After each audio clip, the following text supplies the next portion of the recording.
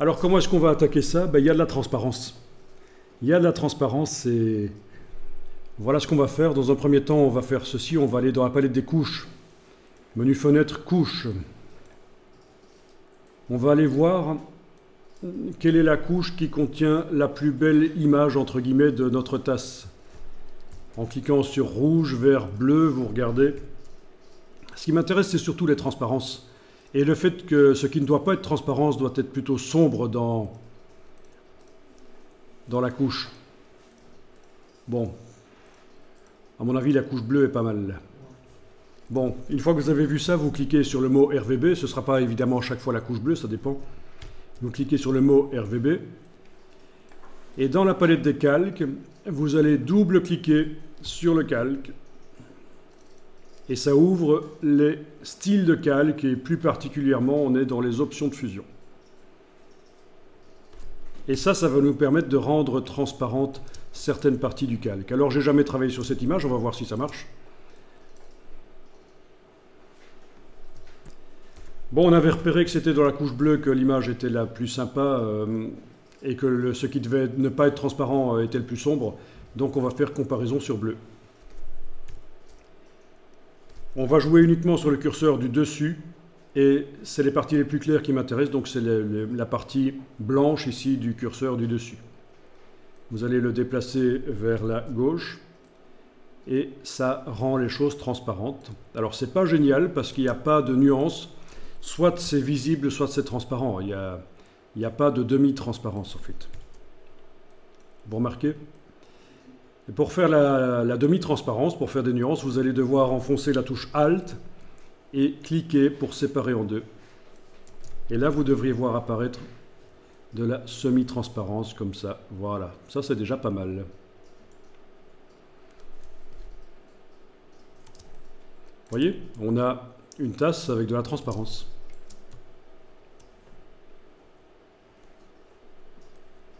Ok, alors ce réglage, c'est pas définitif, on peut retourner autant de fois qu'on veut dedans, double-cliquer, aller remodifier les positions des curseurs. Donc, très intéressant, par exemple, j'utilise ça pour des images d'explosion prises sur un fond noir, des feux d'artifice, ce sera le même principe, il faudra que j'aille vérifier dans quelle couche le feu d'artifice ou d'explosion se détache le mieux de son fond. Il faudra que j'aille double-cliquer sur le calque. Et dans ce cas-là, vu que ce n'est pas un fond blanc comme ici, la tasse, mais ce sera un fond noir, le feu d'artifice, c'est ici que je ferai la même chose en fait. Je chipoterai pas du tout là, et je chipoterai ici en fait.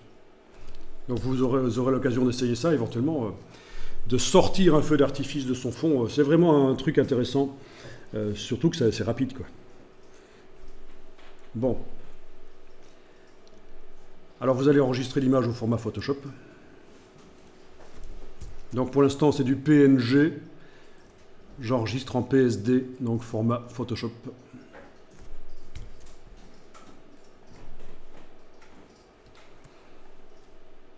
Ah tiens, j'avais pas vérifié que si l'image était meilleure quand on lui attribuait le profil sRGB. Bon, c'est pas grave, c'est un peu tard, mais c'est pas grave. Édition, attribuer un profil sRGB. Ouais, ça change quand même la couleur. Hein. Voilà, bon. La vraie couleur de l'image, c'est plutôt ce brun-là, en fait, hein, et pas cette couleur plus vive.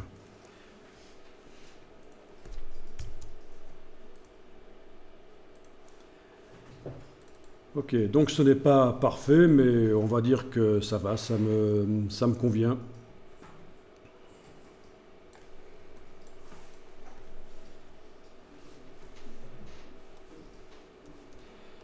Il y a un petit débord sur le dessous de la tasse. Ben, vous pouvez ajouter un masque de fusion sur le calque. Donc, par exemple, en cliquant sur l'icône du masque de fusion, voilà, ça ajoute un masque de fusion qui ne masque rien, il est rempli de blanc pour l'instant. Bon, c'est la même chose que d'aller dans le menu calque en haut de l'écran, masque de fusion, et choisir tout faire apparaître. Vous connaissez le principe du masque de fusion? Vous avez vu ça en Photoshop? Donc, on a deux parties sur le calque. On a la partie qui contient l'image réellement, et puis on a la partie masque. Donc, il faut que ce soit celle-là qui soit encadrée ici. Et Je vais dessiner au pinceau en noir. Donc je prends le pinceau tout à fait normal, celui-là. Je vérifie que je suis bien en mode d'application normale des pixels, opacité 100%. Je vérifie que je dessine bien avec du noir. Je choisis une forme de brosse qui convient, donc CTRL-ALT, clic gauche de la souris du Mac, clic droit de la souris du PC. Et je passe là-dessus, voilà, pour enlever cette tache blanche qui était en dessous de la tasse et qui n'a rien à y faire en fait. Voilà, comme ça c'est nickel. Bien sûr, si on s'est trompé, on peut dessiner en blanc à la place.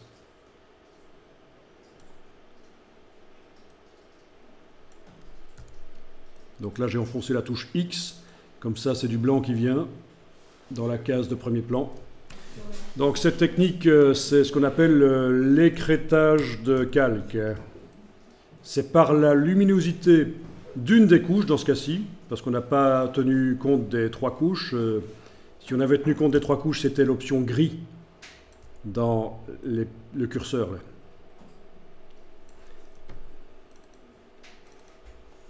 L'option gris ici, c'est quand on tient compte du contenu des 3 couches. Mais là, j'ai vraiment spécifiquement, pour cette image un peu difficile, d'abord été voir dans quelle couche ça allait donner le mieux. Et voilà.